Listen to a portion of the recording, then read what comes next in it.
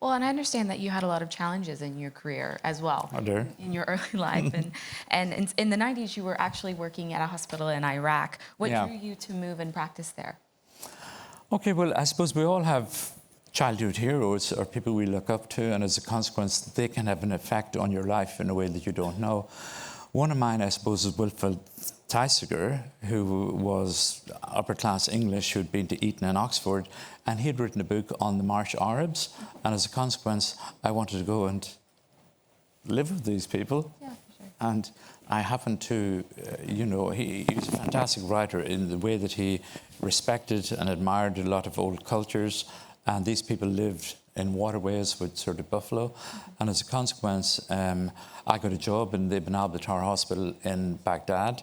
Another person I looked up to, I suppose, Ernest Hemingway. I'm just back up recently from Uganda in Murchison Falls, where he'd crashed his plane, and he'd written about the snows of Kilimanjaro.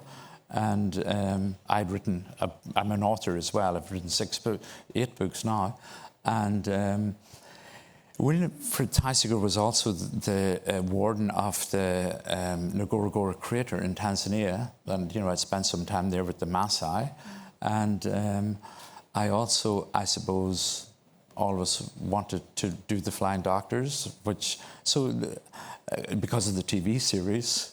So I even went to Broken Hill, where it was made, and I worked there for a period as well. So I was lucky enough to be able to live my dreams, I suppose. Yeah, for sure. And your story, you've practiced everywhere, which I find very fascinating. So what other challenges did you face while practicing in Iraq? I know that you came across some issues in... Sure. Well, at night time, we used to have to obviously cover the hospital as senior regis.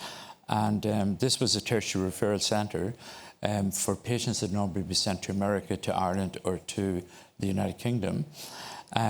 Dublin trained a lot of Iraqi doctors at that period, as did London, and we did heart transplants, kidney transplants, liver transplants in the hospital.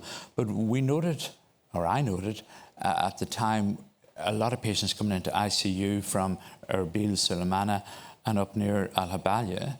And most of the patients that were coming in were suspicious that they had been victims of the gassing of the Kurds in Al-Habalia.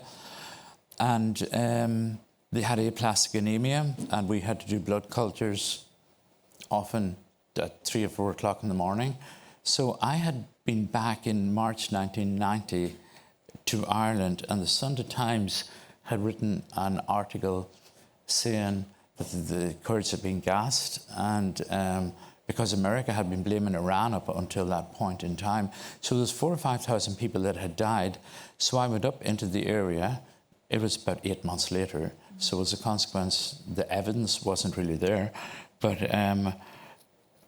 we were arrested by the Iraqi army at the time, and I was given a year's jail sentence. But after 5 days, officer came down to me. I think it was still in sort of the police jail at that stage rather than being transferred, and put a gun beside me and said, "You think we're all animals?" And I said, "No." And he said, "I know Dublin, I know James Joyce, I know Trinity College." And he sort of roughed me up a bit and threw me out.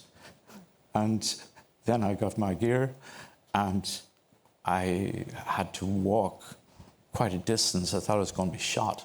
And then I took a taxi 700 miles back to Baghdad and left. And it's wonderful because I was invited back as the main speaker in the Dermatology Congress last year in Baghdad, and they made a big deal of me coming back and treated me in a special way with sort of private security, everything. But there was no real conflict in Baghdad when I was there at all. Yeah. There was very little security, even in the green zone. And then I transferred to, I suppose, Lahore in Pakistan, where I was sort of visiting, I suppose, dermatologist. And Imran Khan was being arrested at the time, so there was far more action in Pakistan than there was in Iraq.